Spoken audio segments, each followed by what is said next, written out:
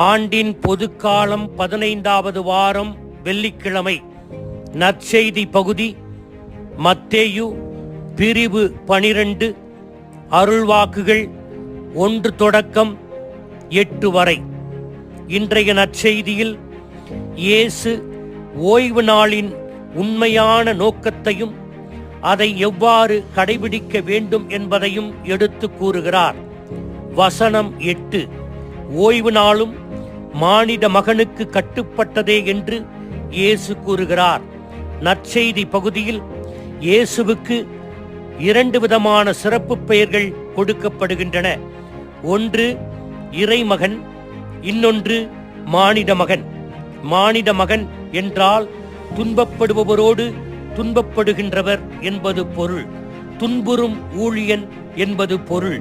எனவே ஓய்வு நாளும் மானிட மகனுக்கு கட்டுப்பட்டதே என்று சொல்லுவது ஓய்வு நாள் உட்பட எல்லா சட்டங்களும் மனிதர்களுக்கு கட்டுப்பட்டதே என்று மனிதர்கள் ஓய்வு நாளுக்கு கட்டுப்பட்டவர்கள் அல்ல என்று கூறுகிறார். ஓய்வு நாளில் நாம் கருணையோடு இருக்க வேண்டும் என்பதை சுட்டிக்காட்டுகிறார். ஓய்வு நாளில் தங்கள் பசியை போக்க வழியோரத்தில் இருந்த கதிர்களை கொய்ததை கையில் வைத்து கசக்கியவற்றில் உள்ள உமிகளை ஊதியது. இந்த 3 செயல்களும் ஓய்வு நாளில் தடை செய்யப்பட்ட வேலைகளை ஒத்தது. அவை முறையே அறுவடை செய்தல், கதிரடித்தல், தூற்றுதல் போன்றவையாகும். இந்த முட்டாள்தனமான ஓய்வு நாள் சட்ட விளக்கத்தை இயேசு அழகாக கையாளுகிறார்.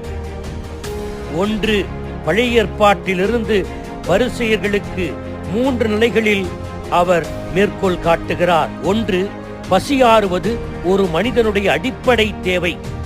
எனவே பசி சமய வழிபாடுகளையும் ஓய்வு நாள் சட்டத்தையும் விட முன்னுரிமை பெறுகின்றன. குற்றுயிராய் சாக கிடந்தவனை குருவும் லேவியனும் காப்பாற்றி இருக்க வேண்டும். கோவிலுக்கு செல்லாமல் இருந்திருந்தாலும் கூட பரவாயில்லை, இரக்கம் காட்டியிருந்தால் அவர்கள் ஓய்வு நாளை பரிசுத்தமாய் கடைபிடித்திருக்கிறார்கள் என்று அர்த்தம். ஓய்வு நாளை பரிசுத்தமாய் கடைபிடிப்பது என்பது அந்த சட்டத்திற்கு பின்னால் பின்னி பிணைந்திருக்கும் மானுட மதிப்பீடுகளுக்கு முன்னுரிமை தருவது, ஒருவரை வாழ வைப்பது. 1 சாமுவேல் 21:1-6 இருப்பதை இயேசு மேற்கோள் காட்டுகிறார். அன்று தாவீதும் அவரோடு வந்த வீரர்களும் குருக்கள் மட்டுமே உண்ணக்கூடிய புனித அப்பத்தை, தூய அப்பத்தை அவரும் உண்டார், படைவீரர்களும் உண்டனர். 2. வழிபாடுகளுக்கு எதிராக எந்த சட்டமும் முக்கியத்துவம் பெற முடியாது.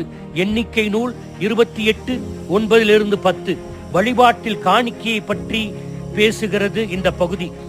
குருக்கள் ஆலயத்தில் பலியிட 2 ஆட்டுக்குட்டிகளை தயார் செய்யும் வேளையில் ஈடுபட்டாலும் அவர்கள் ஓய்வு நாள் சட்டங்களை மீறியவர்களாக கருதப்படுவதில்லை. எனவே ஆலய குருக்களுக்கு ஓய்வு நாளிலிருந்து விலக்கு அளிக்கப்படுகிறது. 3. கடவுள் நல்ல சமாரியனைப் போல எல்லா நாட்களிலும் குறிப்பாக ஓய்வு நாளில் இரக்கத்தை கடைபிடிக்க வேண்டும் என்று விரும்புகிறார். ஓசேயா 6:6 பலியை அல்ல, இரக்கத்தையே விரும்புகிறேன். இன்றைய நற்செய்தி நமக்கு வழங்கும் படிப்பினைகள். 1. யூதர்களுக்கு ஓய்வு நாள் எவ்வளவு புனிதமானதோ அவ்வளவுக்கு புனிதமானது கிறிஸ்தவர்களாகிய நமக்கு ஞாயிற்றுக்கிழமை. ஞாயிற்றுக்கிழமை நாம் எல்லா பணிகளிலிருந்தும் ஓய்வு பெற வேண்டும்.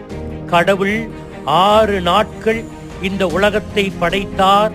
7ஆம் நாள் ஓய்வெடுத்தார். 7ஆம் நாளை புனிதப்படுத்தினார். தன்னை மனிதன் நினைக்க வேண்டும் என்று உணர்த்தினார்.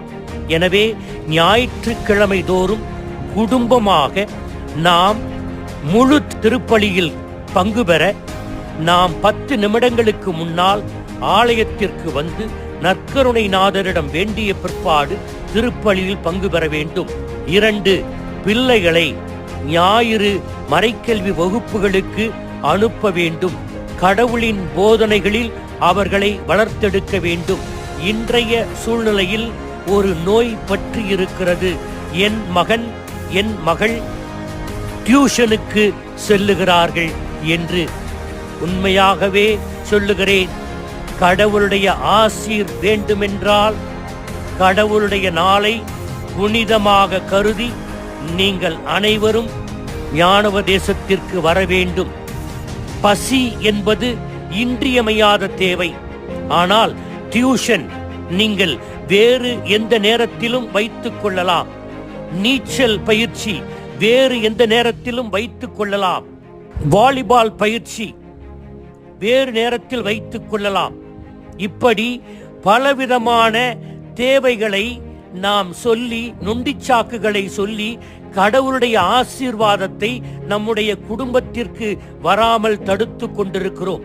எனவே நாம் குழந்தைகளை ஞானோபதேசத்திற்கு அனுப்ப வேண்டும். மூன்றாவது, அன்றைய ஓய்வு நாளில் ஞாயிற்றுக்கிழமை என்று குடும்பத்தோடு அமர்ந்து மகிழ்ச்சியாக பேசி உரையாடி உண்டு களித்து உறவாட வேண்டும். 4, அன்பியத்தில் இருக்கின்ற உடல் நலமற்றிருக்கின்றவர்களை போய் சந்திக்க வேண்டும். 5, இரக்கச் செயல்களில் ஈடுபட வேண்டும். எனவே உண்மையான ஓய்வு நாளை நாம் செய்வோம். அதனை இறைவனுக்கு உகந்ததாக செய்வோம். ஆமீன்.